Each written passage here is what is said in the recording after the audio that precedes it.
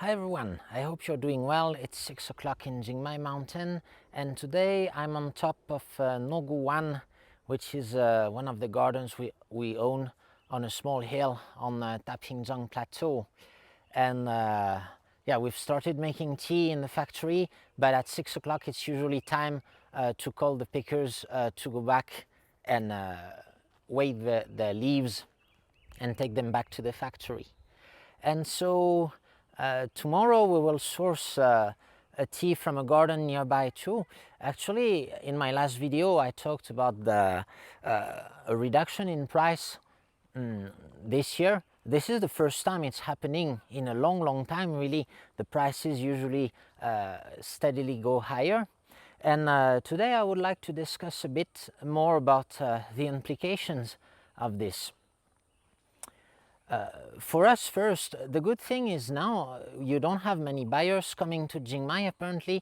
This year it feels much less bustling than usual in terms of tea buyers coming to the mountain, which means that a lot of farmers are willing to sell their tea leaves, their fresh leaves. And so it's a good opportunity for us to get access to better material.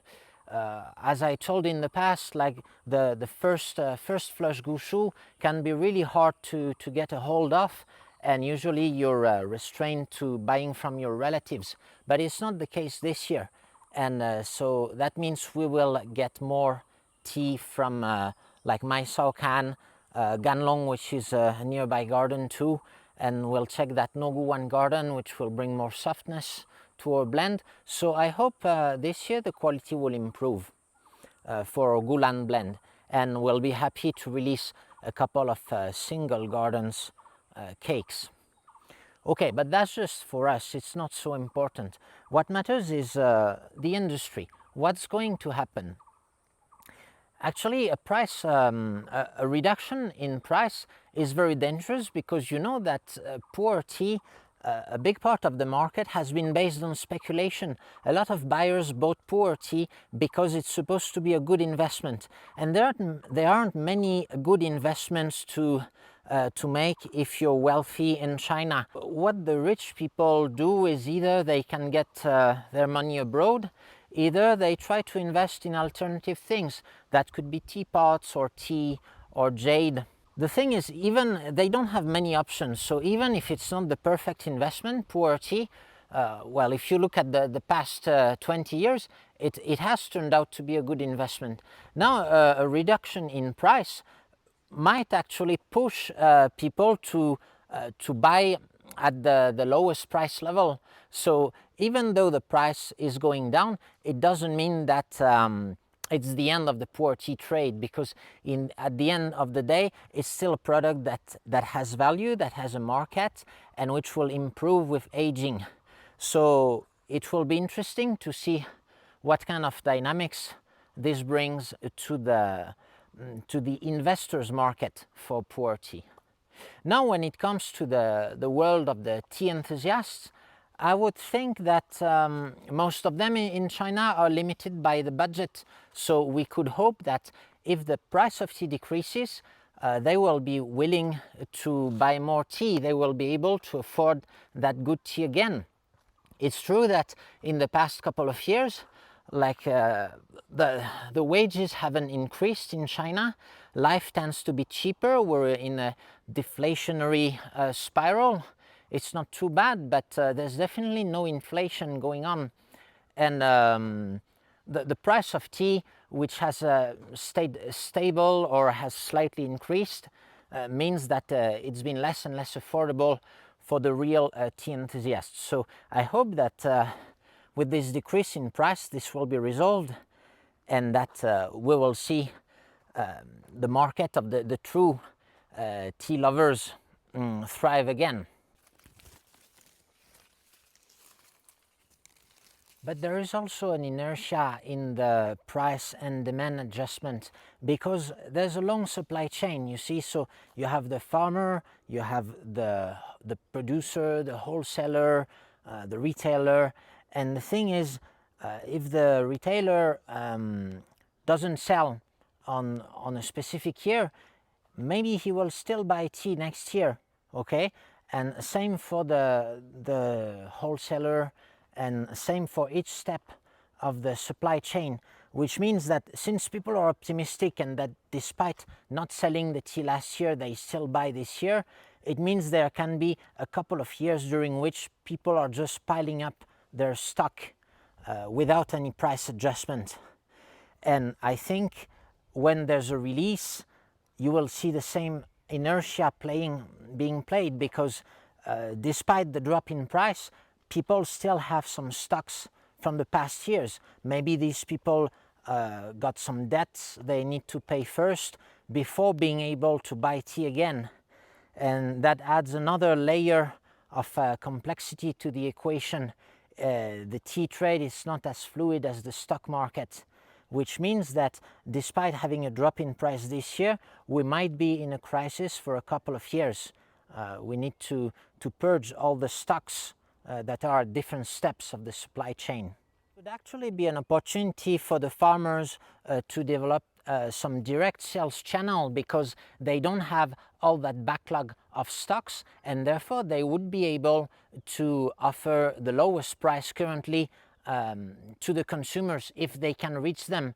And in this case, that would be very bad for all the tea shops and the whole supply chain.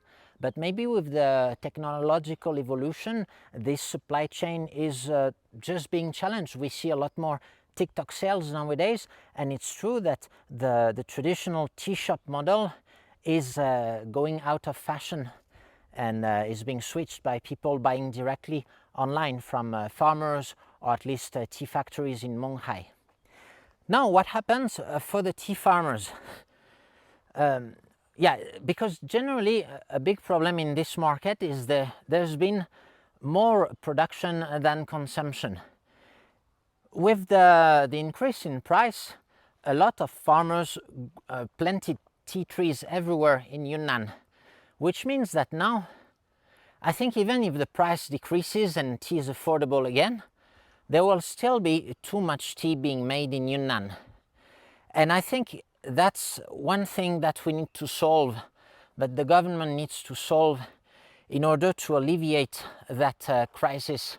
Otherwise, we might get a drop in price and then again a new bubble forming, just because there's still more goods that are being produced than goods that are being consumed. So I think one way to do that could be to de-intensify the production, because I think the farmers who will be the most hurt by this decrease in price will be the ones who already sell very cheap tea with no fame at all. Okay, like in Jingmai, really people can take the hit, because even if the price drops by like 30%, it's still good money compared to their other options. Okay, so in this way you could say the price of the fresh leaves, it's a bit like the price of the land. It would be a bit like a rent, you know, like a profit that you turn just from owning that land. And now it just means that the value of this land has decreased a bit, but it's still worth cultivating. In many places the tea is very cheap. It doesn't have much taste, but it can be used for the mass market. So you could say outside of the tea enthusiasts, there's also like consumption tea, the tea which is not expected to taste particularly good, but which is also dead cheap. Okay, but the problem is with the collapse in price, with the reduction in price, you could think that some areas with a little bit of fame will go down to the level of areas with no fame. Okay, and there's a limit, there's a lower limit for the price, is the cost of the workforce. You cannot really sell a tea cheaper than like $10 a kilo, you see, because you have costs due to the cultivation and workforce. Of course, these costs can also be slightly adjusted. For example, if you process with a machine, you will have lower costs. If you spray herbicide instead of cutting the weeds by hand, you will save on the labor cost too. So you have in the price of that tea, you have a cost of labor and you have the cost of the land. When you go into luxury tea, the cost of the land is what makes most of the price. Okay, the cost of labor is a bit negligible, and that's why if you're buying like your Lauman tea or your Iwu tea, it doesn't really matter if we process it in a machine or by hand. Okay, it won't increase the cost dramatically. But in a place, smaller place like you could say Fadzanhe or Bangwai or Jingu, this will have an impact. One of the solutions for the farmers could be to de-intensify, which means converting more of those intensive plantations into natural tea gardens. That way, that would improve the quality of the tea, and that would allow them to produce less tea, but hopefully sell it at a higher price. But for this, of course, it depends on the market. If those when you produce mass market teas, maybe people just don't care at all about the taste. They just want the cheapest product, and therefore they won't be interested in the natural tea gardens tea. Even in the famous tea mountains, if you look at Jingmai, after the price hike in the mid-2000s, the farmers have planted a lot of new tea gardens. Maybe it would be a good idea to either replace those tea gardens with another crop or de-intensify them. Although in the case of Jingmai, they are already natural tea gardens, but it's just that overall, Jingmai has a lot of tea production. Same you could say with Bulangshan, same with Mongsong. These areas have been planted with tea. The farmers have planted everywhere they could. So one way to keep the price high would be to reduce the production, but of course that could be maybe implemented at a government level with some subsidies to switch to another crop. For example, coffee is a good crop at this time. It has a good price in the short term because of the global market, but also a good future in Yunnan because of climate change. Yunnan will be more and more suited for growing coffee in the future because it gets warmer. And an interesting thing is the harvest season of coffee is the exact opposite of the harvest season of tea, which means that I think it wouldn't be stupid for a farmer to grow half tea and half coffee, because then they would be busy all year round and they would also have a steady income. So maybe that's something to explore. I'm on the road now, and the tea farmers are going back home.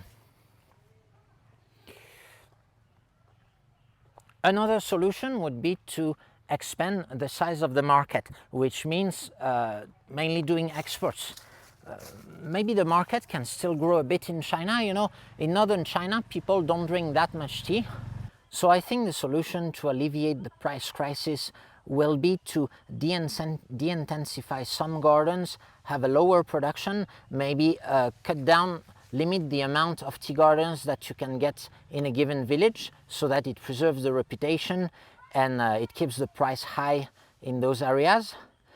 Then second, encourage the farmers to switch to other crops, especially in the areas which don't produce very good tea in the first place. And third, it would be to expand the market by reaching untapped markets. So that could be some parts in northern China, maybe the more rural parts of the non-tea drinking provinces in China, and of course doing exports. So overall, I think I'm quite happy to see this drop in demand and this drop in price now, because in the end, we're tea makers, and the purpose of our tea is to be enjoyed by people and not really to be speculated upon. So this price drop is just the sign of putting a stop, at least temporary, to the speculation. And then, yeah, I hope it will be for the better of the industry. And also, of course, we can expect a lot of companies to go bankrupt. It will be a hard time, even for the farmers. Some will struggle, some will have to adapt, some might be even kicked out of the market, and I'm talking like farmers and vendors. but in the long term, I think it will be for the better.